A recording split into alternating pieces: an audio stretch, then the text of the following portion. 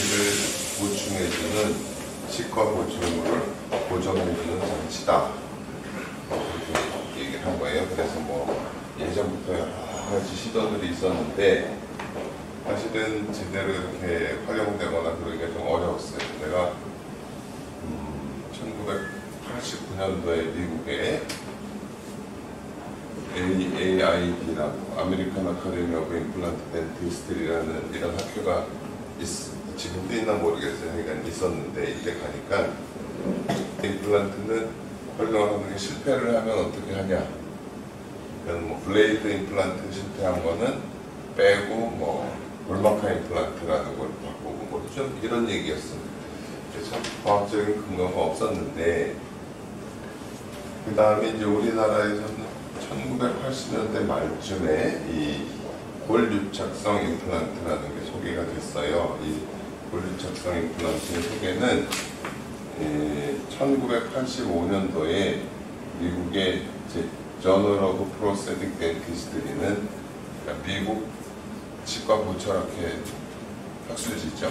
거기에 1985년도에 오스요 인티그레이션에 대한 15년간의 실험적인 배경 뭐 이런 그러니까 1985년도에 저 사람들이 이 논문을 발표했다는 건 뭐야? 이 사람들은 1970년대에 이미 시작을 했다는 얘기지. 1970년도 실험을 했어. 그리고 그냥 실험만 한 게 아니라 실제로 환자한테 시술을 해서 그 사람이 잘 쓰고 있는 거를 발표를 하고 그랬어요. 어떻게 하다가 이 오스요 인티그레이션이라는 말은 예전에는 없었던 단어인데 이제 이 사람들이 만든 단어야. 번역하기를 볼유착 이렇게 유착이라는 표현이 완전히 정확하진 않지만 볼유착이라고 번역을 해가지고 쓰기 시작한 거지. 어떻게 했냐면은 저렇게 요거를 바이탈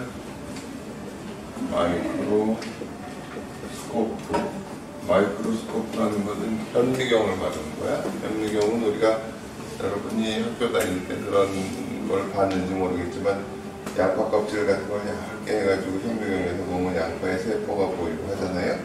그런 식으로 뭘 보려면 이렇게 얇게 잘라내가지고 해서 이렇게 보는 거예요. 그러면은 어떻게 보면 죽은 상태를 보는 거잖아, 그지? 근데 바이탈이라는 거는 실제로 생체 내에서 일어나는 그 과정을 실시간으로 계속 보고 싶다.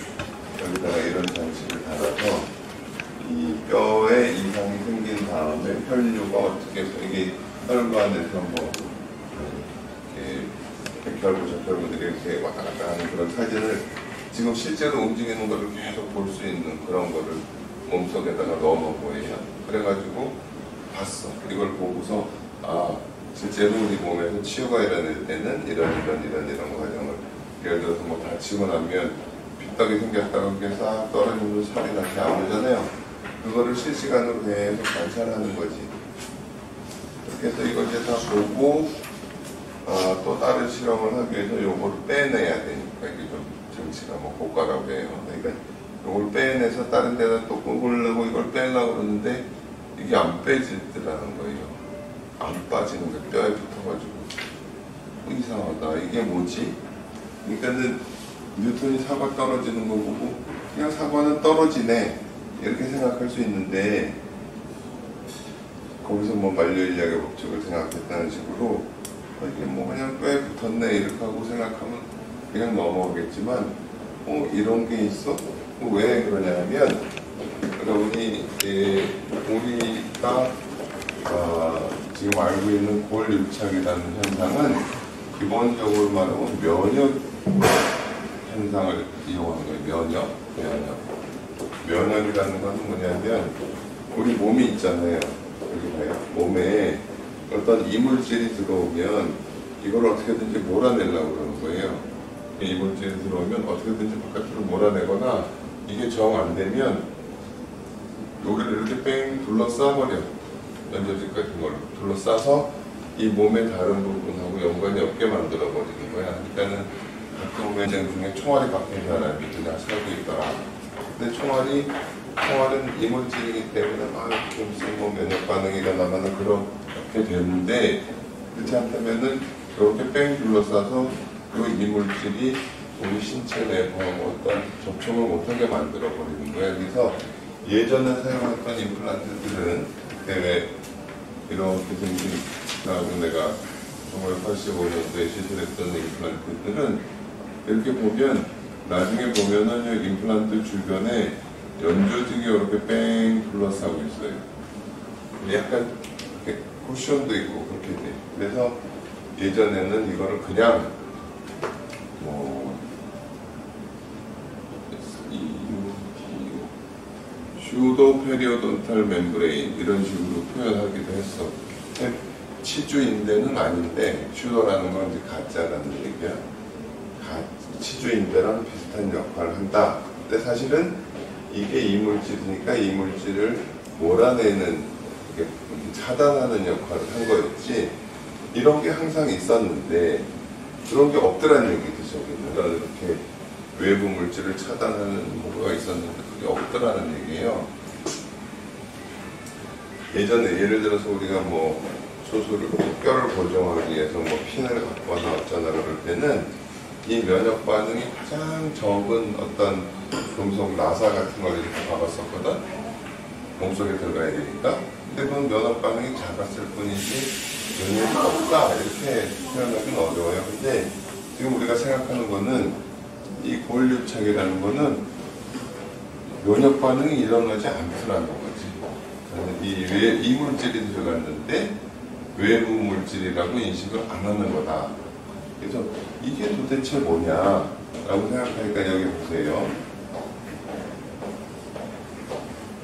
저희가 티타늄이라는 재료는 이렇게 외부에 딱 나오는 순간 굉장히 빠른 속도로 곁에 이렇게 산화막이 딱 생겨요. 그래서 티타늄이 아니라 티타늄 산화막이 몸 인체 내에 들어갔을 때 면역 반응을 일으키지 않는다 이렇게 보는 거야. 여러분이 이렇게 보면 알루미늄 샷시라는 거 있잖아요. 그죠? 예전에 알루미늄 샷시. 알루미늄도요. 뭐 철도 마찬가지고요.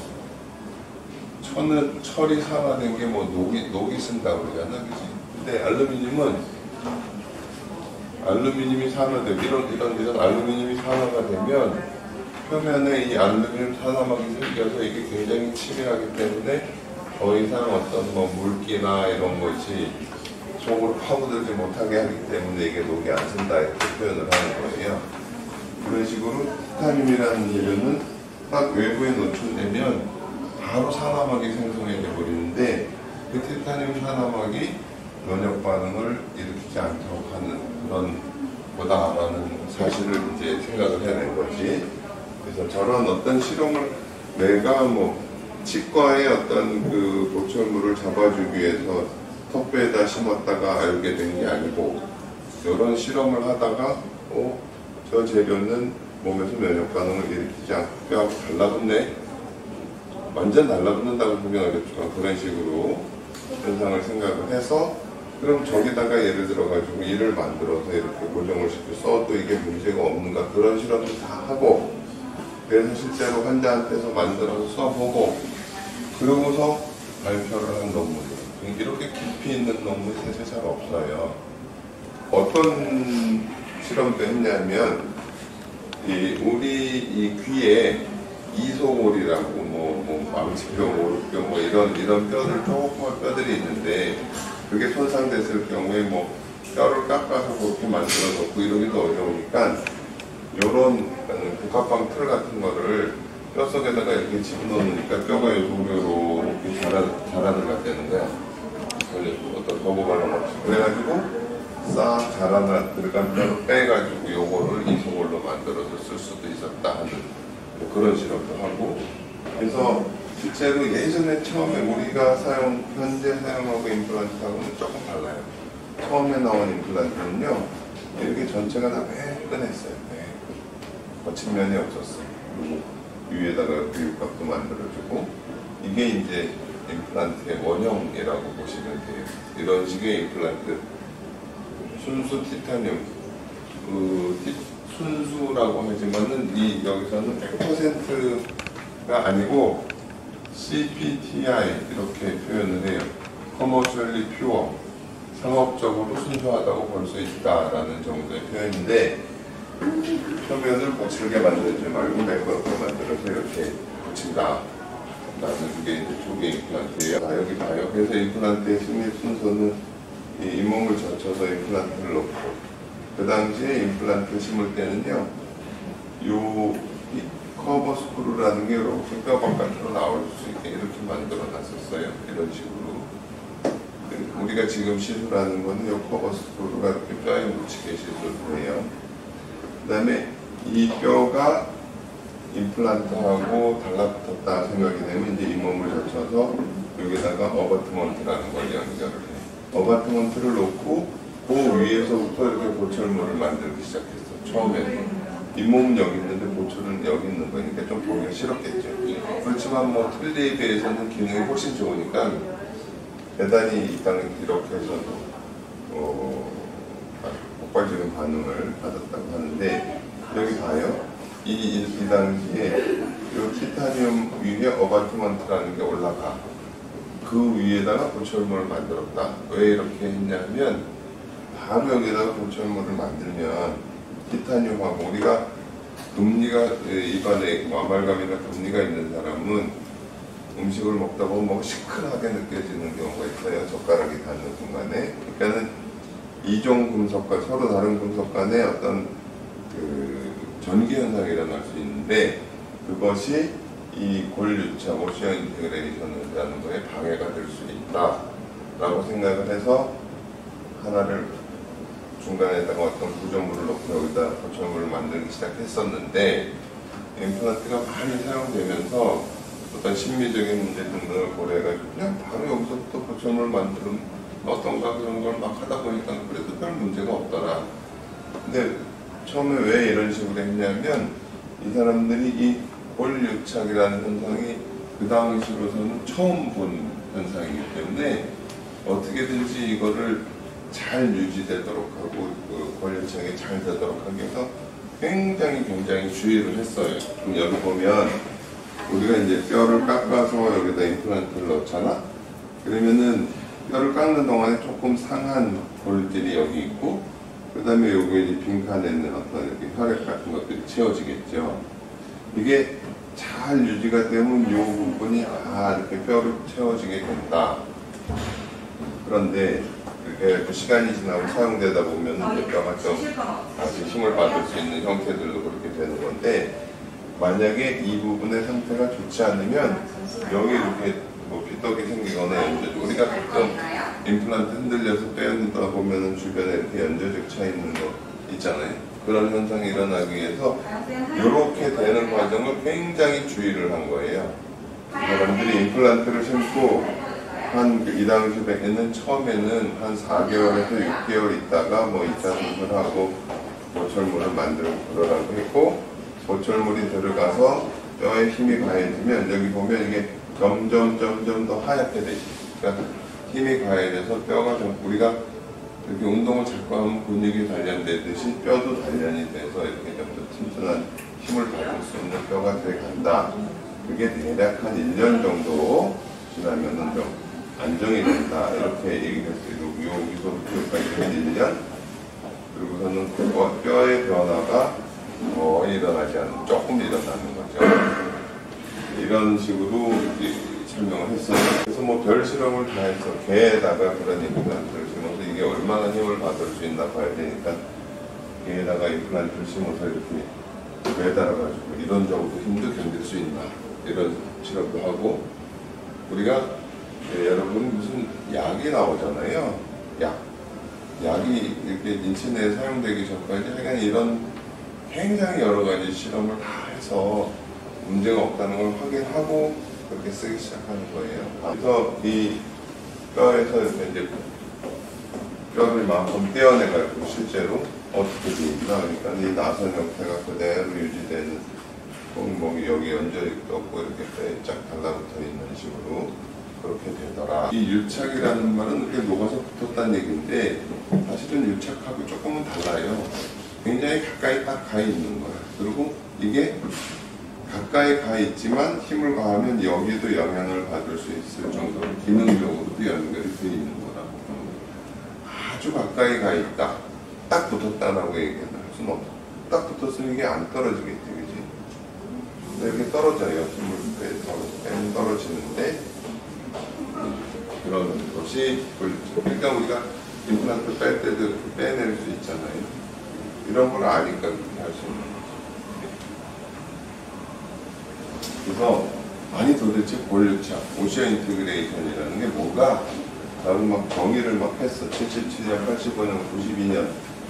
그러니까는 여기는 살아있는 뼈가 임플란트하고 연조직이 사이에 없이 이렇게 딱 직접 붙어 있는 거다. 뭐 이런 식으로 했는데 그것만 갖고 또 설명이 부족하다 싶으니까는 structural and functional.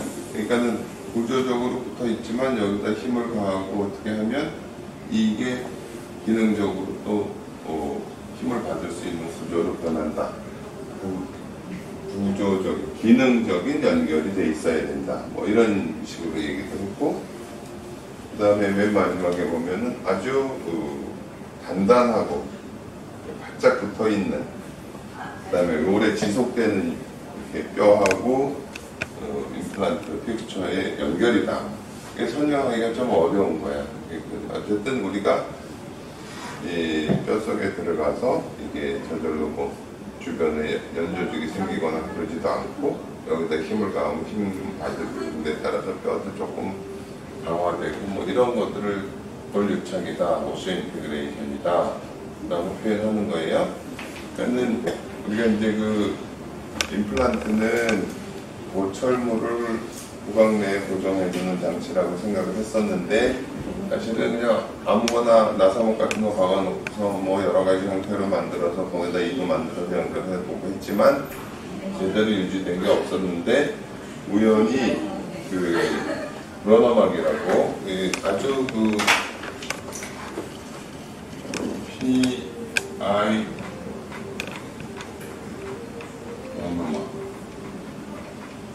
여기 동그라미가 스웨덴 사람 요즘 사용하는 임플란트를 어떤 그 볼유착이라는 현상을 처음으로 발견해서 임플란트의 어떤 시조 같은 분이지. 그래서 예전에 그 학회 가가지고 이 사람이 등장하면 몇천 명 되는 치과 의사들이 일어나서 막 기립박수 치고 그랬어요. 스웨덴의 정형외과 의사라고 보통 얘기를 해. 그 다음에 이제 뭐 이런 어떤 이 과정들을 통해서 임플란트를 만드는 거고요. 그냥 그 임플란트 공장에 가면은 우리가 굵은 철사 같은 게 쭉 쌓여 있어. 그게 티타늄이에요.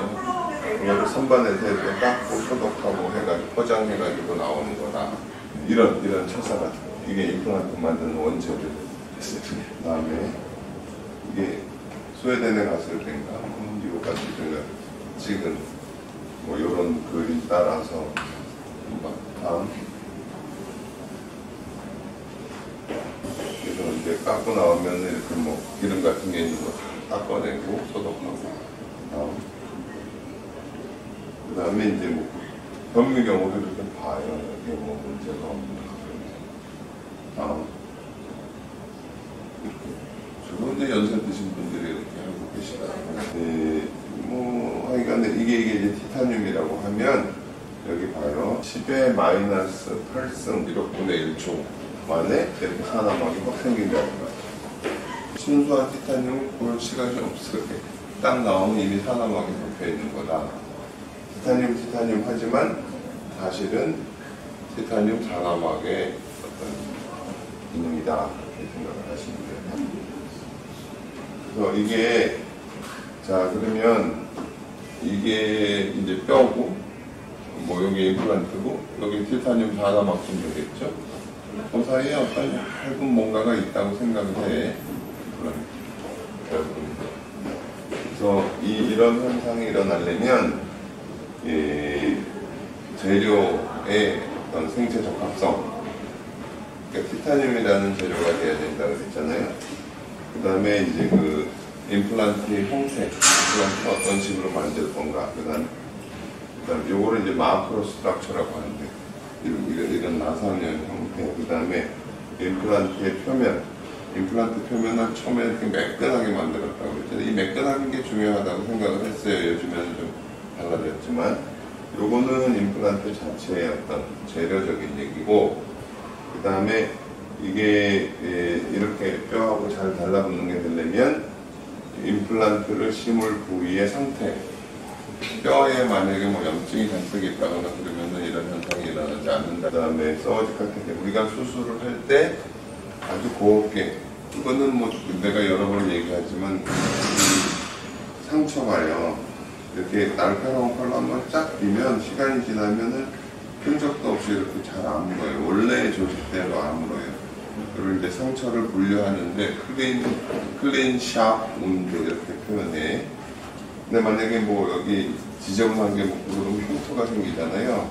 그런 식으로 수술을 깔끔하게 최대한 어떤 조직의 손상이 없도록 해야 이렇게 되지, 만약에 수술을 거칠게 한다 그러면 또 주변에 이렇게 연조직이 생긴다거나 그럴 수 있다는 얘기예요. 그 다음에 마지막으로 이제 힘을 가해주는 거. 어떤 우리 몸속에 예를 들어서 뭐 모발 이식도 하고 피부 이식도 하고 피부 이식을 해서 이렇게 딱 갖다 놓잖아요. 이게 살아나려면 이 인체 내에서 혈관이 이렇게 다시 이 띄어놓은 조직 내로 자라 들어가고 뭐 그런 식의 연결이 되는 동안에 이게 절대로 건드려지지 않고 오염도 되지 않고 그래야 돼. 이게 흔들리면 그냥 빠지는 거예요. 그래서 여기 로딩 컨디션이라는 거는 뼈 속에 들어가서 움직이지 않을 수 있어야 된다. 그러니까 좀 푸석푸석한 뼈 같은 거라든지 그렇게 되면은 시간이 한참 지나서 우리가 MPT를 해보면 임플란트가 흔들거리는 수도 있잖아요. 그러니까 이런 굉장히 까다로운 요 위에 부분은 임플란트 제조에 대한 부분이기 때문에 이건 뭐 식약청의 허가라든지 그런 게 나왔으면 그리고 쓰는 수밖에 없는 거고, 요 부분은 다 수술을 하고 보철을 하고 하는데 관계되는 의사가 판단하고 의사가 잘 해야 되는 그런 내용들이에요.